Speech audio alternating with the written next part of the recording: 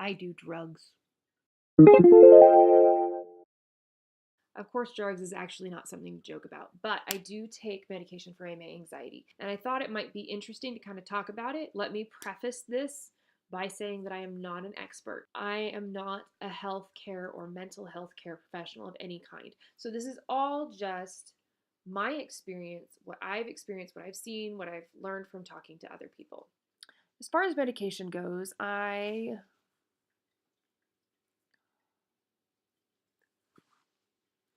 kind of want to talk a little bit about, okay, I'm not really sure where to start. Probably with my own story as far as medication goes. When I grew up, the time that I grew up in, anxiety and depression were often viewed as just somebody sitting down and kind of giving up. There's nothing really wrong with you. You don't need medication. You just need to pull yourself up by your bootstraps and get on with it.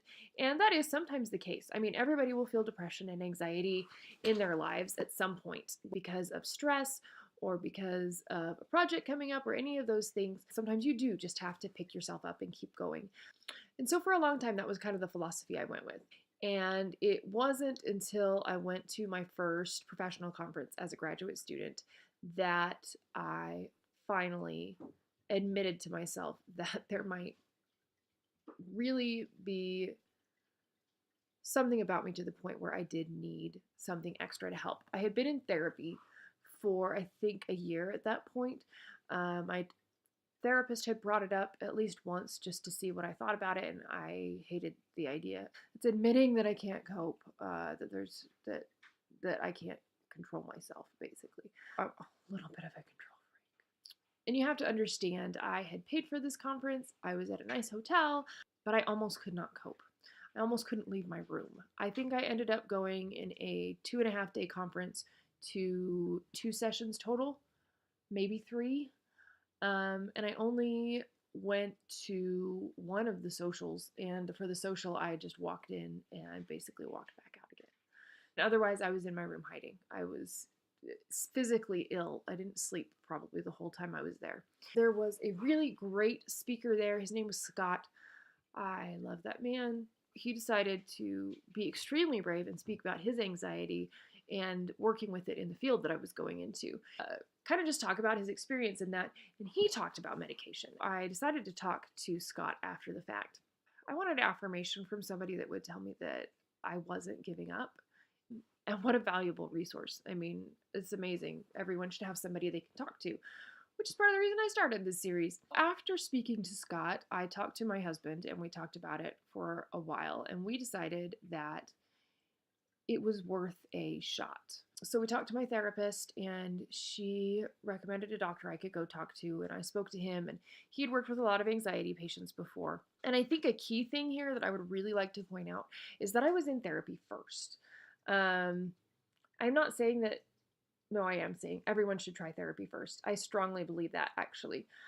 Even if you don't have a diagnosable mental disorder, I think everyone should go to therapy at least once. I love therapy. With this particular medication, I actually ended up coming off of it because I was having something called sensory disturbances. I would be walking along and just bleh. Another thing with medication is that it takes a while to kick in. They're working with your serotonin. At least the anxiety medications are working with your serotonin. They're working on your serotonin. Yes, they are. And that's part of the reason why chocolate makes you feel better, because it has serotonin. What am I talking about? So it takes a few weeks for your medications to reach what they call therapeutic levels, where it's actually helping you. For the few weeks leading up to that, I had my usual anxiety daily experience. Basically, the way for me that it worked is that I would wake up in the morning and I feel fine for 15 to 30 seconds, basically, while my brain actually turns on.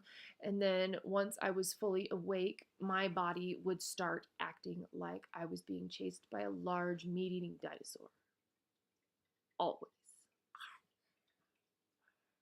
For some reason, my brain had basically short-circuited. And no matter what I did, I viewed everything in the world as a threat, something that was going to eat me, essentially. All of it. One day, I woke up. It was actually my birthday, and I will never forget this day as long as I live.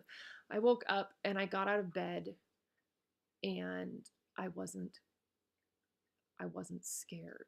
And it was weird. It was very weird. My husband had planned to take me out for the day, and usually he was super, I mean, he always tries to be super like, let me know what the plans are and when we're going to be where and what the time is, what shoes to wear and all these things, because they're all things that I would worry about. We went out, we were going to go somewhere, and it ended up being closed. This had happened previous years and was invariably followed by me completely falling apart because I couldn't handle the change in plans. It would freak me out too much and we would have to go home. This time I just said, oh, well, there's another place that we could go to. I know it's up the road about 15 minutes. Let's just go. And he was like, okay. Other things that were different that day, we stayed out. I think we stayed out for 3 or 4 hours. And normally when we went out, I could handle an hour max before I was like, okay, I need to go home. I actually ate in public.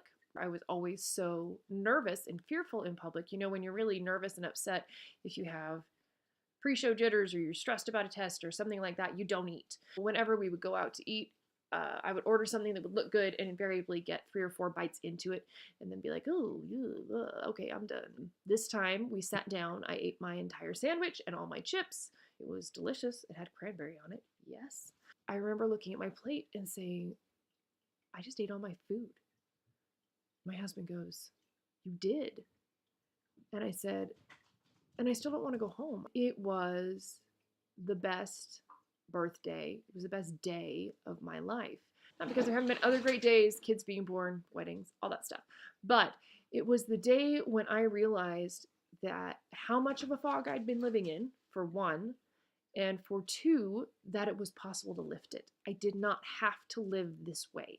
I was lucky enough that on my second try, I found a medication that really worked for me. I think it's been three years now that I've been on it. That's kind of my experience with medication. And I'm not saying there aren't side effects. I mean, I know there are, especially for teenagers, for children. Those are things that you have to be really careful with. Suicide is a real thing. That is something, suicide and self-harm is probably something I'll talk about in another video. I do have some experience with those things. Those are things that you can work through with your physician and with, like I said, your therapist. Please have a therapist if you try this. Please, I'm begging you. I know it can't always be easy, but there are free clinics or low-income clinics somewhere near you. You will be able to find one. And you need to. Probably the most common misconception, really the only one I want to address, in fact. Once you take the medication, you will not be anxious anymore. You will not be depressed anymore. It's going to fix you. That is just not true. It's not. Anxiety medication, it will reduce that feeling of fear. Absolutely. I think my story has made that very clear.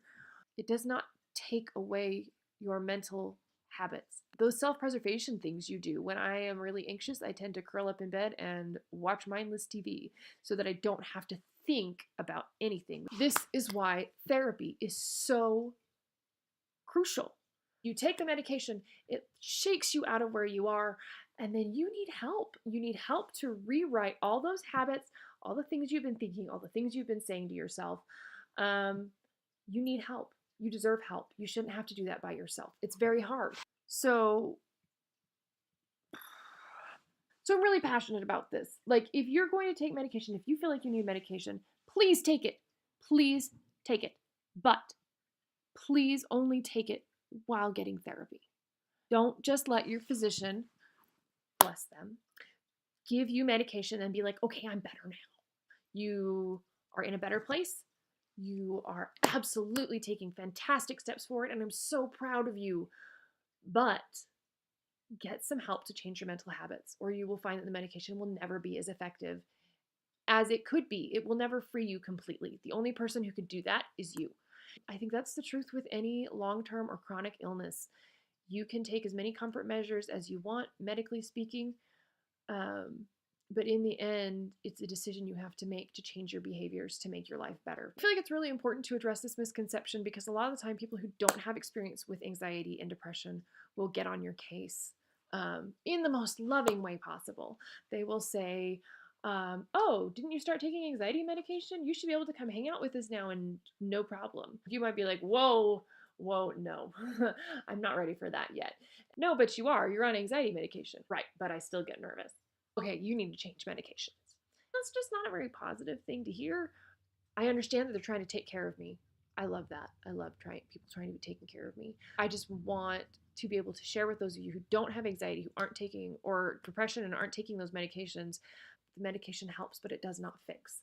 So if you know someone who has anxiety or depression and you're trying to help them, please encourage them to seek therapy. Or if they are really against that kind of thing, which I understand a lot of people are, I used to be myself. I used to think it was for weak people who couldn't get their crap together.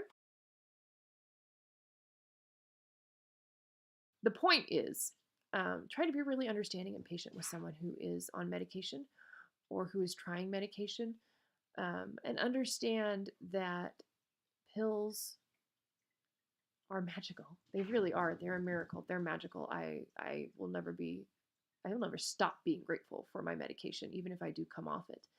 But they are magical hand in hand with other things like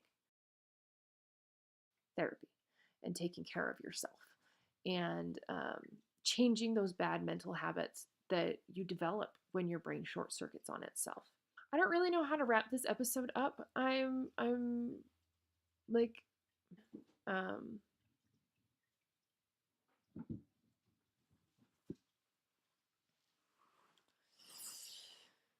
because this is so important to me. I don't want to just sign off and be like, see you next week, guys, subscribe. I do want you to do that. Come back next week and subscribe and like and share and all those things. But more than that, I want you to invite you to leave comments, to have a conversation. If you have questions, if we need to do another video about this, if we should talk more in depth about what anxiety and depression can be like, it can sometimes be very, very difficult for someone to realize how bad they feel until they feel better. I would be more than happy to talk about it. Links below for my Instagram and my Twitter. You're welcome to DM me if you would rather not post on a public YouTube video. If you know me on Facebook, go ahead and shoot me a message. I am afraid my Facebook is not posted below because that's not public. I put my kids' pictures on there. Mostly, I want you to go out and try something new this week. If you're not ready to take those steps, hug yourself. You deserve it. It can get better. It does get better. And sometimes you're still going to have bad days. You will still have setbacks. I'm not going to lie to you and say that that's not going to happen. But what you will have a lot more often are those beautiful days where you realize that life is so good and there's so many simple things to love and to enjoy, and that you deserve them. See you next week.